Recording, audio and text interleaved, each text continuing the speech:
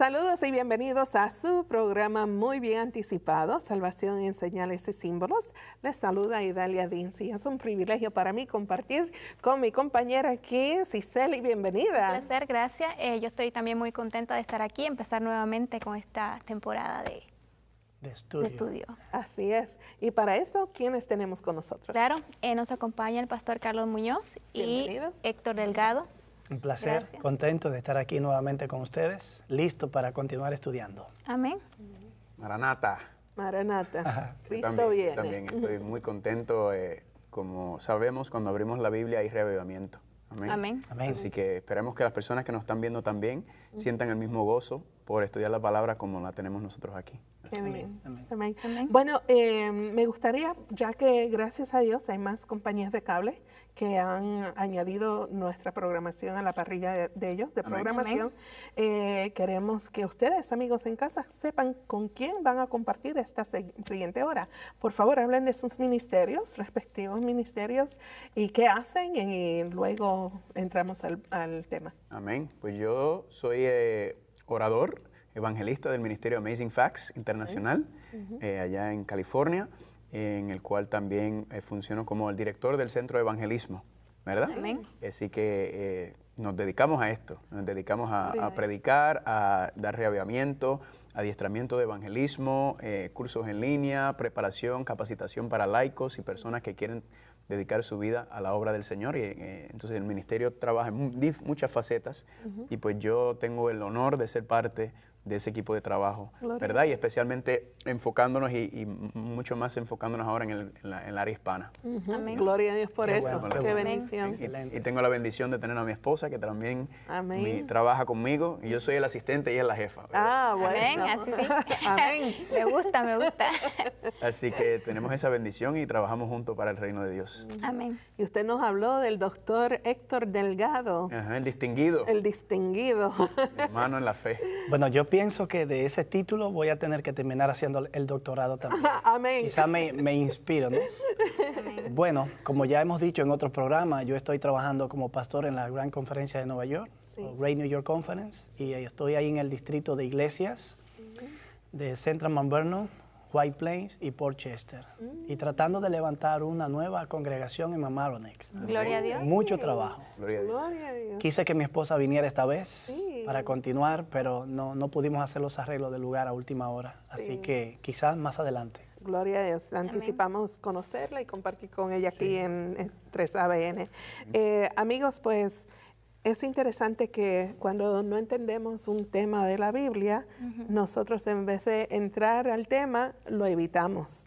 Entonces, deseamos que el propósito de este programa sea, bueno, Perderle revelado. el miedo.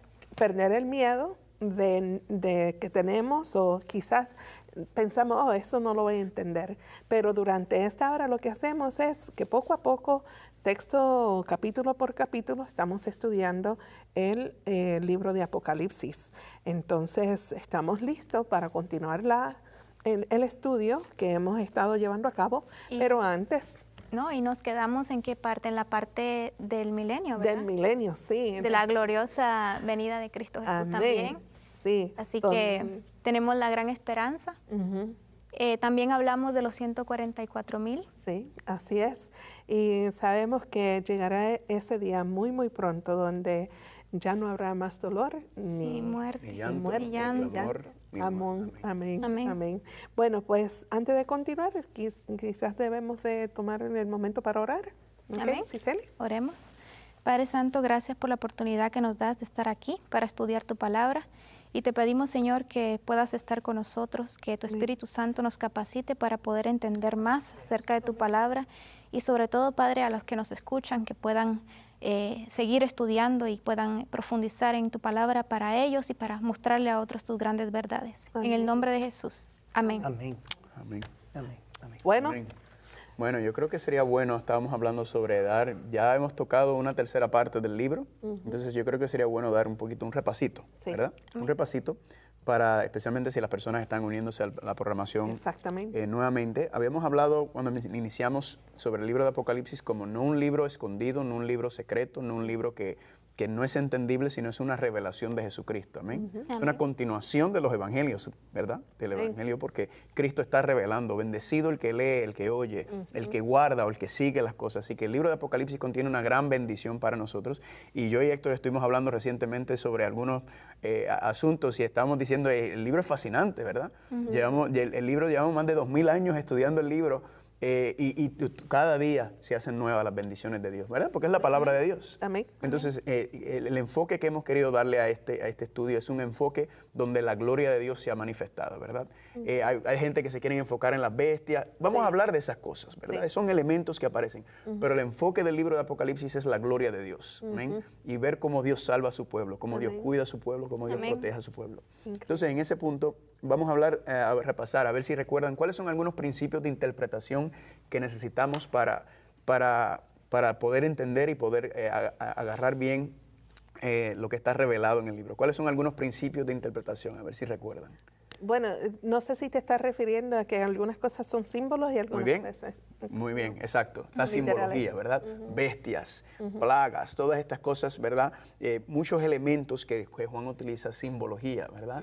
Que a veces las personas quieren tomar literalmente una bestia que sale del mar, ¿verdad? Con 7 cuernos y un Godzilla, ¿verdad? Como si una película de Hollywood, no, ¿verdad? Son elementos simbólicos y representativos. Números también tienen simbología, tienen representaciones. Además de los símbolos, ¿qué más? El tiempo. Los tiempos, ¿verdad? Hay tiempos que son tiempos literales, hay tiempos que se entiende que son tiempos proféticos. ¿Qué más? A ver si recuerdan. A ver si las chicas recuerdan. Ustedes son las que están... Bueno, buena pregunta. Entonces, hablamos acerca de las iglesias. Ok. Hablamos de los ancianos. Muy bien, exacto. Y ahí entran también la simbología, ¿verdad? A ver, ¿en qué lugar se ubica el libro de Apocalipsis? ¿Hay un lugar especial? ¿Qué lugar se ubica? En el santuario. En el santuario. En el santuario. El santuario es muy importante para entender el libro de Apocalipsis. Y en el lugar santo. Exactamente. Tenemos que ir y estudiar el santuario porque el santuario es básicamente Cristo caminando por el santuario y ahí está todos los elementos, todos los aspectos, las ofrendas, los sacrificios, las fiestas ceremoniales. Todo tiene esa representación en el santuario. Muy bien. Santuario, simbología, ¿qué más? A ver. ¿Recuerdan algo más? Enfoque cristocéntrico. Amén. Enfoque cristocéntrico. Sí. Amén. Porque los símbolos del libro pueden llevar a las personas a fijarse tanto en ellos que de pronto pierdan el foco real del libro. El libro es una revelación de Jesucristo. Sí. Amén. Implica muchas cosas, pero Jesús es el eje principal, el personaje principal del libro. Él está en control total. Amén. Sí, pero cuando se habla de Apocalipsis, muy común, lo que se escucha son lo de las bestias y las el cosas. Anticristo. El enfoque. Todo el enfoque es eso. Y desafortunadamente, pues perdimos la bendición, como lo he mencionado antes, que tomamos miedo. ¿Por qué? Porque ese es el libro de las bestias, esos monstruos. Y bueno, no quiero tener pesadillas con esas cosas, ni eso va a venir, va a llegar el fin del mundo, así que estas bestias se van a presentar. Pero ¿cuáles son las bestias? ¿Cuáles son las características? ¿Qué significa? Que si el pequeño cuerno, que si el grande, que si 2 cuernos, que si 7 cabezas. O sea, a cualquiera le da miedo. Demasiados elementos. Sí. Y creo que es importante, si no mantenemos a Cristo como el centro del estudio de toda la Biblia, pero especialmente Apocalipsis, esta información se convierte entonces en información sensacionalista, ¿verdad? Sí. Información que la gente dice que interesante, muy bien, pero ese no es el punto de la Biblia. La Biblia siempre es llevarnos a conocer a Dios y enamorarnos de Dios y entregarnos a Dios. Entonces ese debe ser el enfoque y creo que ahí también entra otro elemento de principio de interpretación. ¿Cuál es, Héctor? El asunto de Cristo como la esperanza, ¿verdad? Lo había mencionado. Sí, de hecho, volviendo al tema de Cristo como centro, la primera visión que Juan tiene es precisamente una visión del Hijo del Hombre. Y lo ve también de manera específica entre los 7 candelabros. Es la presencia del Hijo de Dios como eje central del libro, pero también su presencia en medio de la iglesia, su pueblo. Amén. Y eso tiene que dar esperanza. Ahí podemos enlazar con el elemento de la esperanza, porque si no podemos identificar ese elemento clave en el estudio del libro, posiblemente cualquier estudio de algún elemento profético del libro puede generar mucha ansiedad, mucho estrés, mucho temor. Puede que la persona no se sienta segura, pero Cristo en medio de los candelabros es como repetir aquel mensaje del Evangelio de Mateo. Yo estoy con vosotros todos los días hasta el fin del mundo. Amén. Amén. Amén. Y eso nos da seguridad porque, como habíamos dicho, plagas, guerras, apostasías, rebeliones, pero entender que Cristo nos está diciendo en esa primera visión, No se yo estoy con preocupen, ustedes, ¿verdad? estoy en control. Estoy con ustedes, Sí. yo los voy a llevar hasta el final. Así que eso nos da mucha esperanza. También un elemento muy importante es la recapitulación, ¿verdad? Ah, sí. Apocalipsis, recuerden que no sigue, tiene un fundamento cronológico, pero los capítulos no son cronológicos y si lo estudiamos de esa manera nos podemos confundir, ¿verdad? Entonces es importante notar que son varias visiones en las cuales se está repitiendo la misma información, repite y amplía. Repite y amplía. Y también Dios con su, ¿cómo se dice en español? El microscopio. El microscope. Sí, Dios entonces cada vez que se va también repitiendo y ampliando, se va enfocando más y enfocando más y enfocando más. Y eso nos ayuda a entender que primero no estamos interpretando las profecías como nosotros queremos, sino que hay un elemento repetitivo y dice, oh, esto ya lo habíamos visto. Tenemos seguridad de que lo estamos entendiendo bien y nos ayuda a entender que Dios nos está dando. Estos parámetros, ¿verdad? Yo le llamo benchmarks en inglés. Son parámetros que nos ayudan a entender y ver, oye, vamos bien, estamos entendiendo correctamente el mensaje de Dios.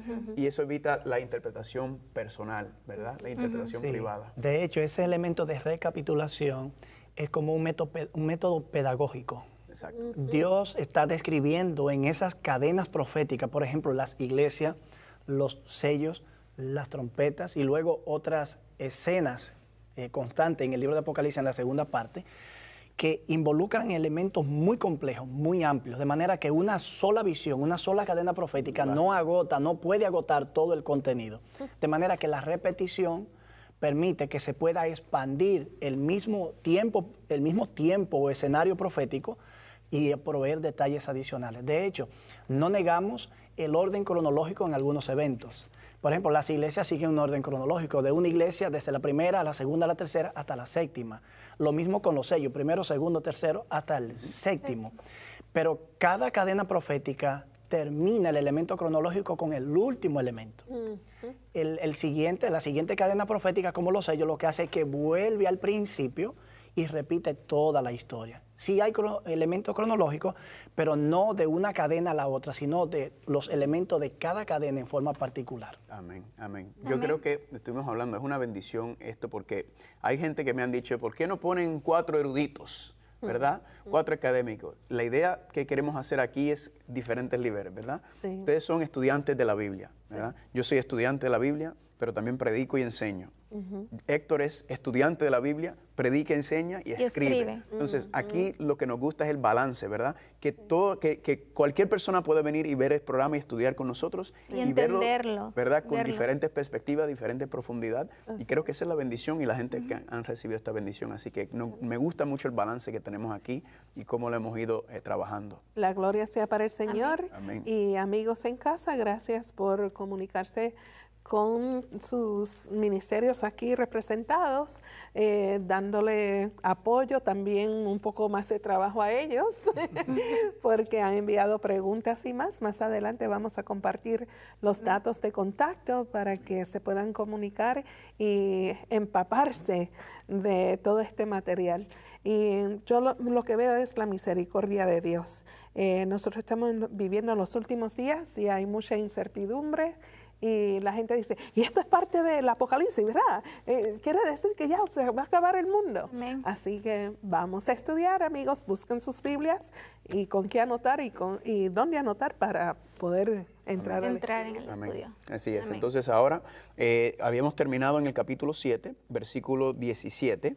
Vamos entonces a entrar ahora en Apocalipsis capítulo 8, versículo número 1. Y creo que vamos a empezar con el 1 y después continuamos con los próximos versículos porque hay unos detalles muy importantes aquí. Tita, ¿quieres leer el 8.1? 8.1. Cuando abrió el séptimo sello, se hizo silencio en el cielo como por media hora. Muy bien, entonces ahora tenemos el séptimo sello. Ya anteriormente habíamos estudiado los 6 sellos, ¿verdad? Los 6 sellos. Y habíamos visto, si recuerdan, las 7 iglesias toman un enfoque de lo que está ocurriendo dentro del cristianismo, ¿verdad? Como si lo que está ocurriendo en el desarrollo del cristianismo internamente y a veces hasta cuando se levanta la apostasía y se levanta la rebelión y algunos elementos. Con los sellos, recuerdan que entonces el enfoque estaba haciendo más el ataque exterior, ¿verdad? A la iglesia. Y vemos entonces los elementos, entonces entramos en el séptimo sello. Algo que tú quieres resaltar de esos primeros dos visiones que habíamos estudiado, Héctor. Referente a las iglesias y a los sellos. Sí. Ok, bueno, al llegar al versículo 1 del capítulo 8, estamos llegando al último sello. Sí. Pero es interesante que el sello que nos lleva hasta el fin del tiempo es el sexto sello con la segunda venida, La segunda venida. y el día de la ira del Cordero. El séptimo sello lo que hace es que abre la nueva cadena profética de las trompetas. Por eso es como un paréntesis. Y de hecho, el verso 1, el sexto sello, verso 1 del capítulo 8, nos permite como concluir lo que hemos estado estudiando, y al mismo tiempo permite abrir la nueva sección que se va a estudiar. Amén. Amén. Amén. Y es importante notar que la Biblia, cuando se escribió originalmente, no tenía ni puntos, ni comas, ni versículos, ni capítulos, ¿verdad? Simplemente es un texto escrito. Entonces, hay algunas personas que creen que el versículo 1 del 8.1 debería ser el final del 7, ¿verdad? Por la conclusión de los 7 sellos. Sí. Y también ese elemento también crea un poco de confusión, porque hay algunas personas que piensan que cuando se abre el séptimo sello, entonces empiezan las trompetas a sonar, y eso crea un elemento futurista que vamos a hablar cuando hablemos un poco de las trompetas. Pero se dice que el séptimo sello se abrió y se hizo silencio en el cielo como por media hora. Vamos a hablar de ese silencio en el cielo. Históricamente se ha entendido que este silencio en el cielo es la venida de Cristo, ¿verdad? Cuando va viniendo 7 días, media hora profética. Está tomando 7 días para llegar, pero cuando lo estudiamos más profundamente, Héctor y yo habíamos comentado un poco sobre esto, cuando se habla de silencio en la Biblia, ¿verdad? ¿A qué se está refiriendo silencio? Cuando ustedes escuchan silencio, ¿qué ustedes están creyendo? Reverencia. ¿Reverencia? Que algo está a punto de suceder. Ok.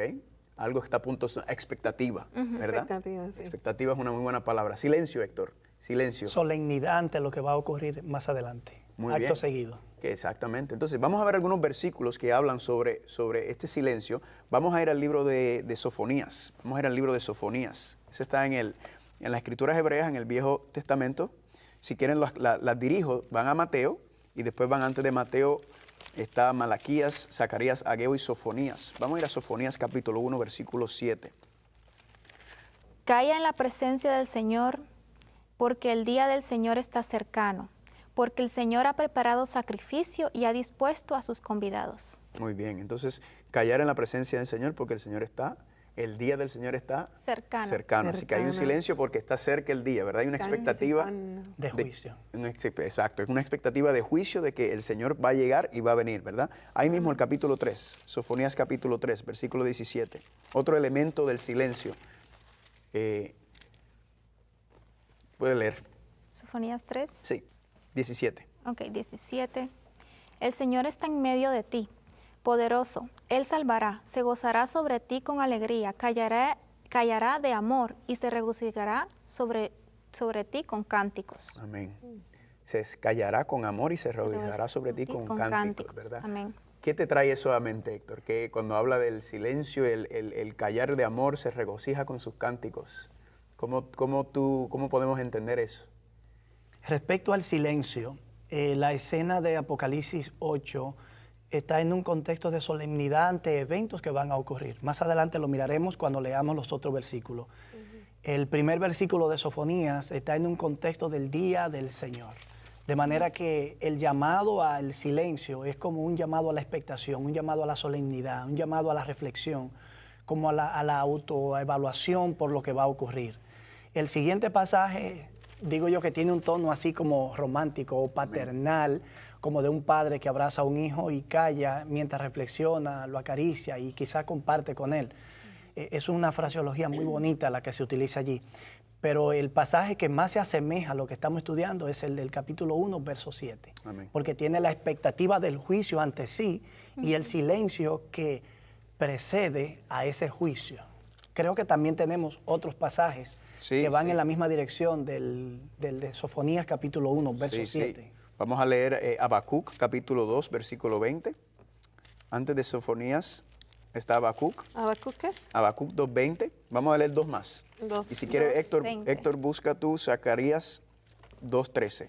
Ok, entonces para aquellos que me están anotando, que solamente quería mencionar que leímos en Sofonías 1:7, Sofonías 3:17, 3:17, Habacuc 2:20 Habacuc 2:20. y Zacarías 2:13.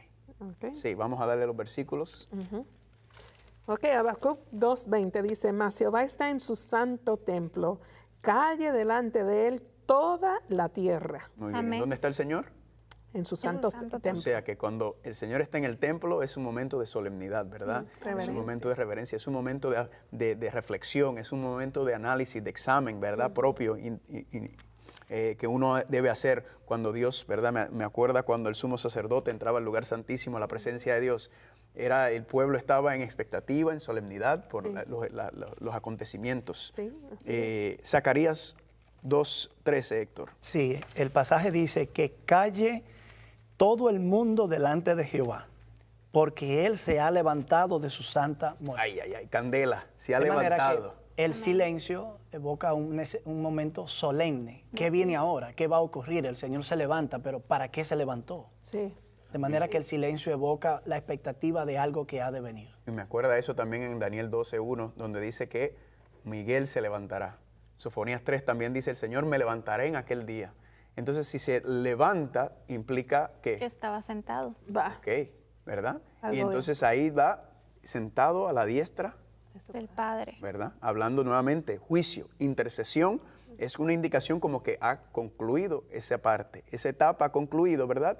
Y ese silencio es la gran expectativa de decir, wow, ¿Qué viene ahora viene, ¿verdad? Amén. ¿Qué es lo que viene va a ahora? pasar? ¿Qué es el momento, verdad? Y eso me encanta ese elemento cuando lo juntamos, como leyó Héctor, con Daniel 12:1 en ese elemento. Así que regresemos a Apocalipsis. Ok, Zacarías, lo que el pastor... 2:13. 2:13. Zacarías 2:13 fue que se Exactamente. leyó. So, Y ahí- ahora vamos a...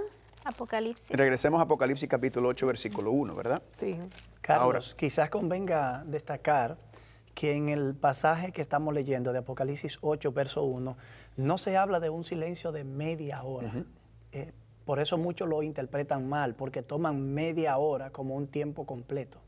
Pero el pasaje utiliza un símil, una figura de comparación. Dice, como por media hora. No es media hora, es como por media hora. Es sencillamente un momento de silencio, de expectación ante lo que viene. Sí, podemos entender también hasta que Juan está dentro de la visión, él mismo está en expectativa. Y esa expectativa, ¿verdad? Ese periodo de tiempo que se define. ¿Ibas a decir algo, amor? No solamente lo que tú mencionabas, ¿verdad? Que él sentía que fue como media hora, pero no es que entonces que literalmente Sí. fue media hora. Y hay algunas personas que lo interpretan, ¿verdad?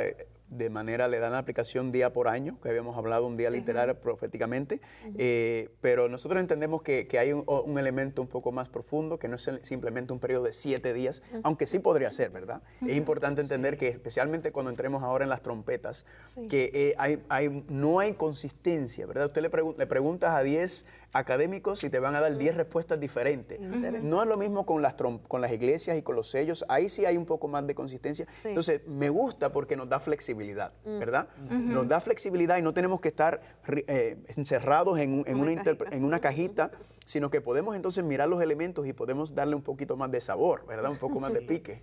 Quizás podemos destacar dos aspectos.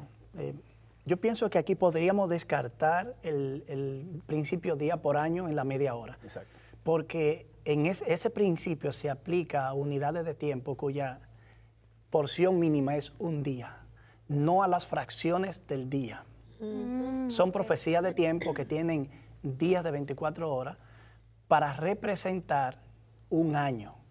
Entonces no tomamos las fracciones del día para aplicar el principio día por año, porque entonces sería prácticamente hasta anacrónico, porque no podemos aplicar un principio día por año a un horario de hora por año. Sí. No, realmente no podemos hacer esa aplicación. Yo quisiera decir que agradezco que usted dijo que leamos esa parte otra vez, porque yo misma leí el texto bíblico y me quedé por media hora, pero es como por media hora.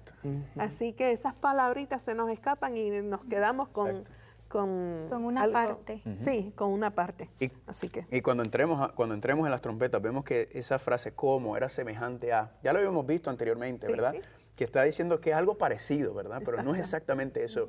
Recuerden que Juan está tratando de entender lo que él está recibiendo. Él está también tan asombrado como absorbiendo nosotros. el tiempo. Él está viendo todas estas cosas. Recuerden en Apocalipsis 4 cuando ve el trono y él dice, era como esto, y como zafiro, y como aquello, y como lo otro. Como Él- asociándolo quizá a lo que él conoce. Exacto, está tratando de utilizar Exactamente. vocabulario humano para describir cosas celestiales. La grandeza Exacto. de lo que vio. Entonces es fascinante como él mismo, estamos con él a la misma vez, como que, wow, Amén. ¿qué será Yeah. eso? ¿Qué es lo que está viendo él, verdad? Sí. Sí, Bueno, vamos a ver lo que está mirando él entonces. Amén. Vamos a leer el versículo 2, amor. Ok, dice, y vi a los 7 ángeles que estaban en pie ante Dios, y se les dieron 7 trompetas. Aquí entonces estamos con la introducción a las Trompetas. 7 7 trompetas, trompetas. ¿verdad? 7 ángeles, estos 7 ángeles no se mencionaron anteriormente, recuerdan en el capítulo 4, nos habla del trono, estaban los 4 seres vivientes, estaban los 24 ancianos, estaban después vimos todos los ángeles del cielo representados, pero aquí nos hablan de estos 7 ángeles, son 7 ángeles muy especiales, ¿verdad? Porque tienen ¿qué cosa? 7 trompetas. 7 trompetas. Creo que entonces vamos a hablar sobre las trompetas. Vamos a hablar sobre el concepto de la trompeta. Bíblicamente, cuando ustedes escuchan la palabra trompeta, ¿en qué piensan? ¿Qué recuerdan? ¿Qué trae la trompeta a su mente? Bueno, Anuncio. ¿Ok? Anuncio, sí. Anuncio. ¿Recuerdan alguna historia de la Biblia donde se hablan de trompetas, donde aparecen trompetas? bueno, yo sí recuerdo a Jericó, Muy bien. por ejemplo, que anunciaba la caída del muro. So, Muy bien. ¿Y qué pasó? Dieron por 7 siete vueltas. vueltas. Y a la sonaban séptima, las trompetas. ¿Y a la trompeta y séptima qué cayó. cayó cuando el séptimo día? ¿Cayó? los muros cayeron. Los muros de Jericó, ¿verdad? Es una representación de los enemigos de Dios, Sí. ¿verdad? El pueblo de Dios quiere entrar a la tierra prometida, pero los enemigos están, entonces las trompetas que estaban haciendo, anunciando, ¿verdad? Aquí está el pueblo de Dios, estaba dando ese aviso. ¿Dónde más vemos En trompetas? la segunda venida de Cristo, los ángeles van a estar tocando las trompetas. Muy Amén. bien, ¿verdad? Primera Tesalonicenses 4 dice que sonando. vendrá Cristo con voz de arcángel y con voz de trompeta, ¿verdad? Amén. ¿Dónde más vemos trompetas? en la- También yo me acuerdo cuando anunciaban la guerra, cuando iba a haber guerra. Muy bien, El exactamente. pueblo se preparaba. Exactamente, hay muchos versículos que hablan de eso también, ¿verdad? Se anunciar trompeta, la trompeta que hay una preparación Guerra. para guerra. Hay otro lugar más, trompetas. También el caso cuando el pueblo tenía que reunirse para recibir una revelación o comunicación divina. Se tocaba la trompeta, el pueblo se reunía. Amén. En todos los casos que hemos mencionado, la trompeta le sigue, el sonido de la trompeta le sigue una intervención divina. Amén. Amén. Amén. Y también, me acuerdo también la trompeta sonaba cuando Dios le decía al pueblo cuando estaba en el desierto, es hora de adelantarnos, es hora de marcharnos, ¿verdad? Entonces, todo esto nos da indicio de lo que vamos a ver con las 7 trompetas, ¿verdad? Van a haber elementos de guerra, van a haber elementos de preparación, van a haber elementos de que nos está diciendo Dios está dando un aviso y como dice esto, va a haber una intervención divina, ¿verdad? ¿Por qué? Porque si recuerdan anteriormente estamos viendo cómo los enemigos de Dios estaban haciendo en contra del pueblo de Dios por medio de las 7 iglesias, la corrupción interna que se estaba levantando, los 7 sellos, los ataques también externos, internos. Entonces significa que con las trompetas podemos esperar que hay una intervención divina que va a venir, ¿verdad? Dios entonces ahora va a venir diciendo, ahora voy a dar una respuesta a estos elementos que estábamos viendo, yo voy a intervenir. También entonces puede ser que Dios mencione en la Biblia sobre las trompetas, ¿verdad? De diferentes formas y que al verlo en Apocalipsis Él busca que comparemos esos conceptos. ¿Sí? Claro, Claro. porque eso sería como la analogía de las escrituras, es decir, un pasaje explicando otro. Lo que vemos en Apocalipsis, debemos recordar aquí dentro del repaso que hicimos ahorita, Carlos y Cicely y Dalia, se nos pasó mencionar que el Apocalipsis edifica todas sus frases, expresiones y visiones en base a otras frases y expresiones que aparecen en el Antiguo Testamento y el Nuevo Testamento. Amén. Son múltiples alusiones a diferentes eventos, personas, lugares, nombres, y eso permite que uno vaya como haciéndose una idea. Si ya uno sabe, por ejemplo, qué significó fuego y granizo en el pasado, cuando Juan habla en una trompeta de fuego y granizo cayendo sobre la tierra, eso ya nos da una idea de qué puede estar diciendo Juan. Y entonces también hay un pasaje que yo quiero que lo leamos, Carlos. Sí, vamos. Y está en Números, el libro de Números, capítulo 10, Cuarto libro de la Biblia. cuarto libro de la Biblia, Números capítulo 10, verso 8 al 10. Este pasaje quizás es uno de los pasajes más claves para entender qué pueden significar las trompetas en el libro de Apocalipsis. Y une varios elementos al toque de las trompetas. Por ejemplo, verso 8 dice, los hijos de Aarón, los sacerdotes, se especifica, los hijos de Aarón, los sacerdotes, tocarán las trompetas, las tendréis como estatuto perpetuo por vuestras generaciones. Cuando salgáis a la guerra en vuestra tierra contra el enemigo que os ataque, tocaréis alarma con las trompetas. Así seréis recordados por Jehová vuestro Dios y seréis salvos de vuestros enemigos. Amén. Pienso que es maravilloso porque imagínate que el pueblo de Dios sufre peligro y este es el escenario que aquí se pinta. Si en el futuro el pueblo presenta algún peligro, los hijos de Aarón, los sacerdotes, no otra gente, van a tocar las trompetas.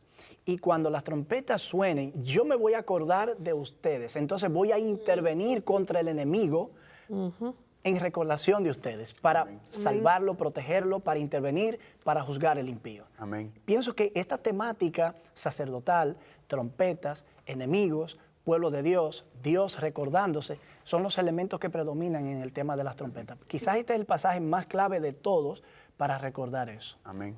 También, entonces, si estamos hablando que esto es parte de las trompetas, y cuando volvemos a las trompetas, tiempo atrás, en los otros capítulos, habíamos hablado sobre que los santos clamaban justicia, ¿verdad? Exactamente. Entonces, las trompetas serían una contestación, como diciendo, ok, ahora vengo yo a intervenir. Tremendo. Exactamente lo que estamos viendo nosotros en las trompetas y las plagas, ¿verdad? Porque vamos a ver que hay unas similitudes entre las trompetas y las plagas y son los juicios de Dios. Entonces hay unos elementos parciales y hay unos elementos completos en las plagas, pero sí, ciertamente lo que estamos viendo es que Dios está diciendo, ahora vengo yo, ¿verdad? Ahora voy yo a intervenir, ahora yo voy a poner de parte porque mi pueblo está orando. Y eso es lo que vamos a ver ahora en el capítulo 8. Creo que Cicelis acaba ya de adelantar Sí, ¿no? Ya dio la la tesis. razón por la que las trompetas suenan. Y ese será nuestro argumento quizás también más adelante. Mejor lo avancemos. Lo dijo mejor que Ese nosotros. es un elemento vital para entender las trompetas. Amén, amén. Entonces vamos a entrar en el versículo 3. Vamos a leer del 8 al 5. Vamos a leerlo corrido y después vamos a ir desglosándolo. Del 8 al 5. De capítulo 8, del 3 al 5. Del 3 al 5. Apocalipsis ok. 8. Otro ángel vino entonces y se paró ante el altar con un incensario de oro y se dio mucho incienso para añadirlo a las oraciones de todos los santos sobre el altar de oro que estaba delante del trono. El humo del incienso con las oraciones de los santos subió de la mano del ángel a la presencia de Dios. Y el ángel tomó el incensario, lo llenó del fuego del altar y lo arrojó a la tierra.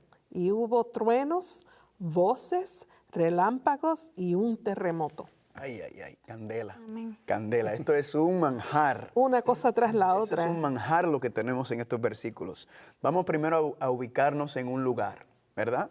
¿En dónde está ubicado estos versículos? En el En el santuario. santuario. ¿Cómo sabemos que está en el santuario? Porque está en la sala del Candelaria. Muy Ahí bien. está Del Está, altar. dice el altar. Ahora altar, recuerden que habían perdón. dos altares, ¿verdad? El altar de... ¿Cuál es el primer altar cuando entrabas al santuario? de lavar. El sacrificio, el altar de sacrificio, ¿verdad? sacrificio, ok. El altar de bronce se le Sí. llamaba, donde se ponía el sacrificio. Sí. Y luego estaba el lavacro, ¿verdad? Eso estaba en el patio. Exacto. Y luego entonces entrabas al lugar. ¿Qué lugar? Al lugar Santo. santo. Lugar santo. Y en el lugar santo entonces tenemos de frente Los ahí muebles. mismo los tres muebles, ¿verdad? Sí. ¿Cómo se llama el mueble? ¿De la mano derecha? La mesa del La mesa de los pan. panes. Ajá. De frente.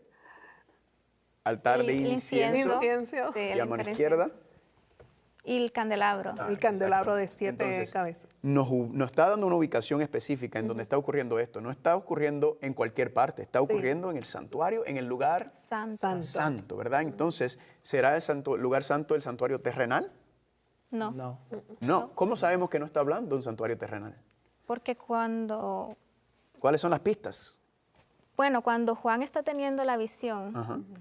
ya había sido destruido. Muy bien, ¿verdad?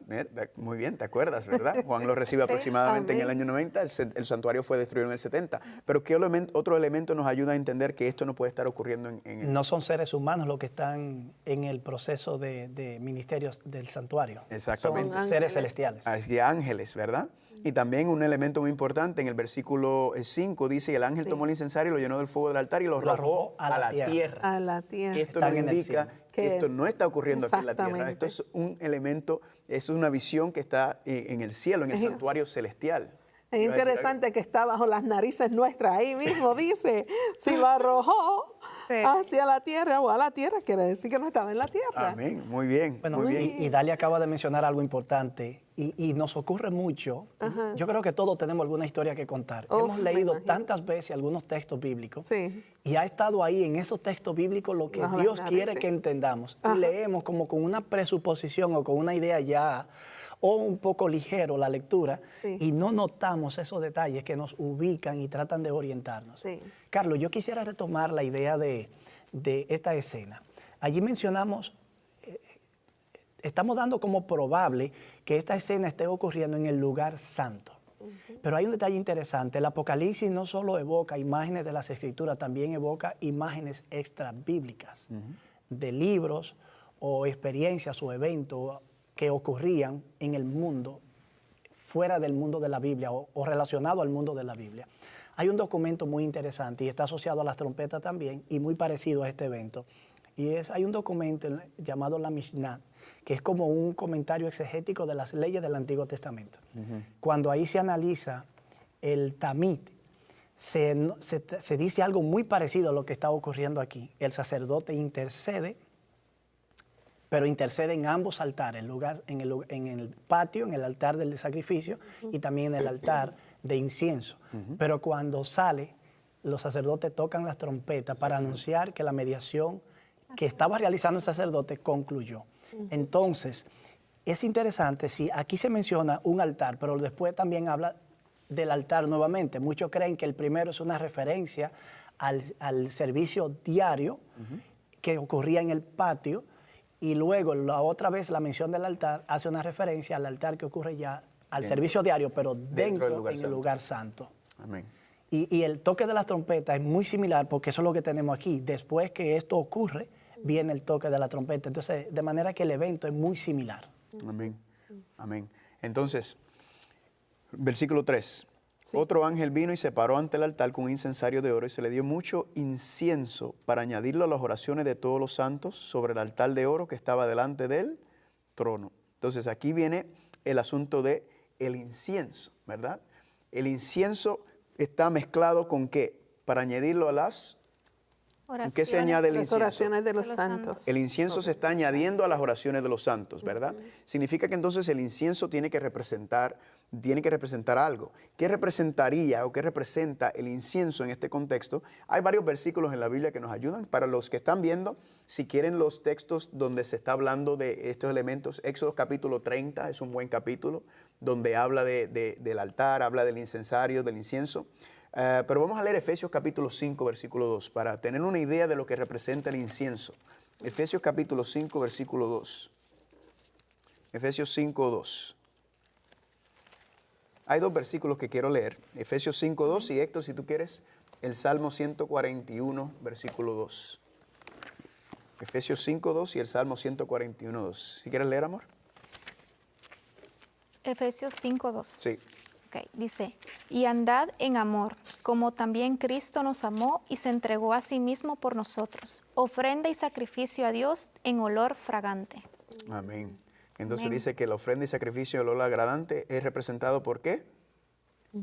Por medio de la entrega.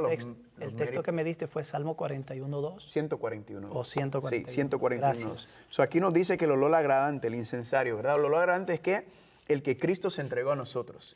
¿Por qué ustedes creen que se compara entonces el sacrificio de Cristo con olor agradable? ¿A qué le agradó? ¿Por qué agradó? Corazón. ¿Verdad? ¿A quién le agradó A la Dios. entrega de Cristo, verdad? Y a nosotros también. Sí. Es un deleite cuando usted, ¿a cuánto le gusta entrar en una florería? Oh, sí. ¿verdad? Ay, Delicioso. qué agradable se siente eso, ¿verdad? Así es. Cuando escuchamos y sabemos sobre el Evangelio y sobre lo que Cristo ha hecho por nosotros, wow, qué sensación, qué rica. Imagínense el Padre, ¿verdad? La sensación del Padre. Miren la entrega de mi Hijo, ¿verdad? Disfrútense eso, gócense. Cristo dice, cuando yo fuese levantado, a todos atraeré a mí, ¿verdad? Es un enamoramiento que Dios dice, cuando Dios dice, mira a mi Hijo, y por medio de mi Hijo yo los quiero enamorar, los quiero atraer. Amén. Quiero que se gocen. Entonces, aquí está representando los méritos de Cristo, ¿verdad? Su muerte expiatorio, y es un olor agradable que se une con las oraciones, ¿verdad? 141:2, Héctor, ¿qué dice? Sí, suba mi oración delante de ti como el incienso, el don de mis manos como la ofrenda de la tarde. Ay, ay, ay. Qué Poético. Sí, claro, porque es poesía. Es poesía. Entonces vemos que esas oraciones nuestras, porque son las oraciones de los santos, regresando a Apocalipsis 8, no suben por sus propios méritos, ¿verdad que no? No. Nuestras oraciones no tienen para subir por los propios méritos, sino que nuestras oraciones tienen que estar acompañadas ¿de qué? Del incienso que representa ¿qué? El El olor. sacrificio, Los los méritos méritos, de de Los Cristo. méritos de Cristo. Amén. Amén. De hecho, el salmista pide que su oración suba, pero evidentemente no puede subir sola. Dice como el incienso, que ya tiene el olor fragante, que hace agradable el momento. Amén. Amén. Entonces, sí, nuestras oraciones en el libro de Apocalipsis, de hecho, están allí siendo atendidas en la visión que estamos estudiando, pero ya aparecen nuevamente en el capítulo 5, cuando habla de que cuando el Cordero tomó el libro, los 4 seres vivientes y los 24 ancianos se postraron delante del Cordero. Dice que todos estos seres tenían arpas y copas de oro llenas de incienso, y luego dice que son las oraciones de los santos. Ese es en el 5:8, ¿verdad? 5:8. Sí, Apocalipsis Sí, 5:8. de manera que nuestras oraciones sí llegan a Dios y están allí en la presencia de Dios a través del ministerio de estos ángeles. Apocalipsis 8 ya revela como la dinámica de cómo opera ese asunto. Sin embargo, hay que entender que se le une un aroma, porque de otra manera la oración sola no puede ser presentada. Así que gracias a los méritos de Cristo, nuestras oraciones son tomadas en consideración. Y esto En el nuevamente cielo. nos ayuda a regresar cristocéntrico, ¿verdad? Sí. Como todo está enfocado en Cristo. Quería compartir que cuando hay personas que oran y dicen precisamente, recibe esta oración como incienso en tu altar, ¿verdad? A Dios en el cielo. Y uno decía, pero ¿por qué lo tienen que decir así? ¿Por qué? O sea, ¿es que porque quería ser una persona usando otras palabras? ¿O simplemente cuál es la razón? Bueno, pues ya vimos que en Salmo 141:2 no dice así, que esta oración como incienso, El que río. sube las oraciones, como Amén. ese aroma, ese olor tan rico y pacífico, pero que trae mucha alegría y paz, porque uno sabe que el Señor lo está aceptando. Amén. Amén. Y me gusta también que dice el versículo 3, para añadirlo a las oraciones de algunos de los santos. Versículo todos, 3. Ajá. de todos No, dice los aquí, santos. la Biblia suya está equivocada entonces, porque en la mía dice ¿Cómo dice? todos los santos. Amén. ¿Qué, dice? ¿Qué nos dice eso?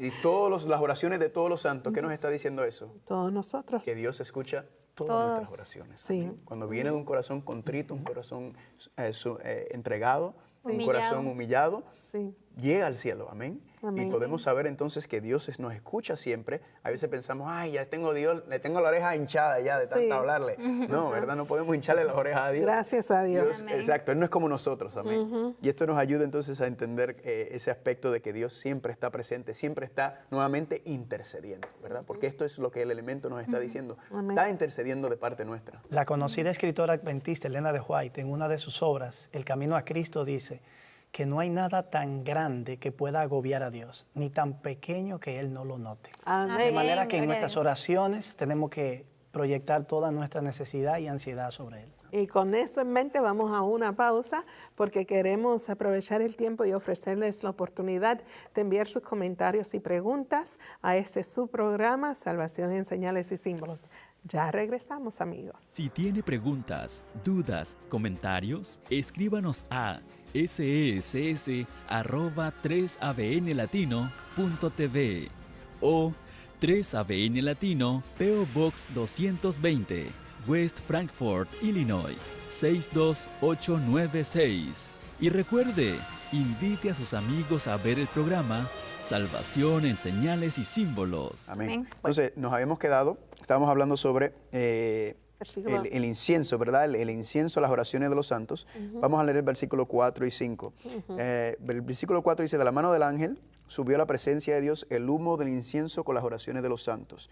De la mano del ángel, ¿verdad? Algunas personas han entendido que la mano del ángel aquí representa a Cristo, ¿verdad? El ángel, el mensajero, pero hay otras partes en la Apocalipsis donde repite otro ángel, ¿verdad? ¿Cómo podemos entonces nosotros entender este concepto del ángel que está levantando el incienso? Bueno, quizás la descripción que se da del ángel, la forma en la que se describe. Este ángel, por ejemplo, no es tan descriptivo en su apariencia exterior como el del capítulo 10. Exacto. El ángel grande con el librito en la mano. Cuando lleguemos a esa parte, sí podremos conectar a ese ángel con Jesús, pero este aparentemente no. ¿Verdad? ¿Y tú? Porque la descripción no encaja totalmente con la apariencia exterior de Cristo ni con los rasgos que se describen en el capítulo 1, por ejemplo. Y puede ser también, bueno, yo me imagino que si el ángel está subiendo con las oraciones de los santos, Cristo no puede estar subiendo porque Él está en el santuario, ¿no? En el santuario o en el sí, también. intercediendo. Y también Héctor había leído también en el 5.8, Apocalipsis 5.8, donde decía que los tenían en sus manos. Tenían en sus manos, ¿verdad? Así que los ángeles, muchas veces Dios hace algo, ¿verdad? Pero por medio de los ángeles. Entonces los ángeles son los que están a veces llevando a cabo los detalles de la obra de Dios y se le atribuye a Dios, ¿verdad? Pero verdaderamente son los ángeles los que están llevando a cabo porque ellos son los mensajeros y los trabajadores en ese contexto, ¿verdad? Entonces subió el humo de las oraciones de los santos, versículo 5, y el ángel tomó el incensario y ¿qué hizo? Lo llenó de fuego del altar. Significa que las oraciones subieron, ¿verdad? Ya fueron entonces, subieron con el perfume, y ahora el ángel toma el fuego del altar y lo arrojó a la tierra. Fuego del altar, tomó fuego del altar y lo arrojó a la tierra. Ese tipo de vocabulario aparece muchas veces en la Biblia, fuego, ¿verdad? Fuego a la tierra, fuego al altar. Purificación. ¿Qué recuerdan? Exacto, fuego. Pentecostés, ¿verdad? Fuego. Sí, con fuego también, el fuego a veces representa el Espíritu Santo, ¿verdad? Juan el Bautista dijo, serán bautizados con fuego y espíritu, ¿verdad? Con agua y espíritu, el fuego del Espíritu Santo. Y vamos a ver más adelante también en Apocalipsis capítulo 13, donde habla de un fuego extraño, ¿verdad? Un fuego extraño que es enviado del cielo de parte de los poderes opositores de Dios, la bestia, la segunda bestia.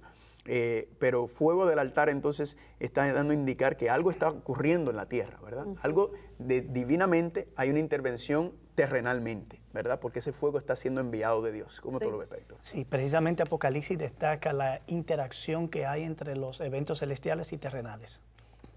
Tenemos que recordar que este incienso que está aquí está asociado a las oraciones de los santos. De manera que al arrojarlo a la tierra es un acto de respuesta divina a las oraciones. Amén. Quizás convenga ahora recordar algo que Cicely dijo hace un rato, que las trompetas responden al clamor de los santos.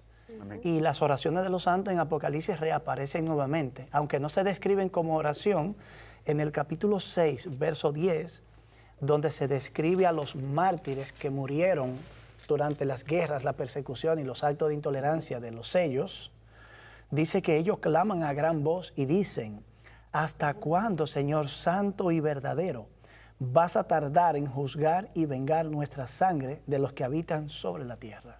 Wow. De manera que, aunque aquí se responden y se toman en consideración las oraciones de los santos, es cierto, toda oración de los santos llega al cielo, pero de manera particular se le está dando respuesta a estas oraciones, que son las que han ascendido delante de Dios, y para que puedan llegar y ser atendidas por Dios, se le une los méritos de Cristo. Entonces, cuando el ángel toma carbón y arroja a la tierra, ese es un acto simbólico de decir, esta es la respuesta que Dios da. Inmediatamente después de eso, ya los ángeles se aprestan para tocar las trompetas. Amén. ¿Qué ibas a decir, amor? Bueno, ahora que estaba leyendo el pastor, decía, ¿hasta cuándo no juzgas?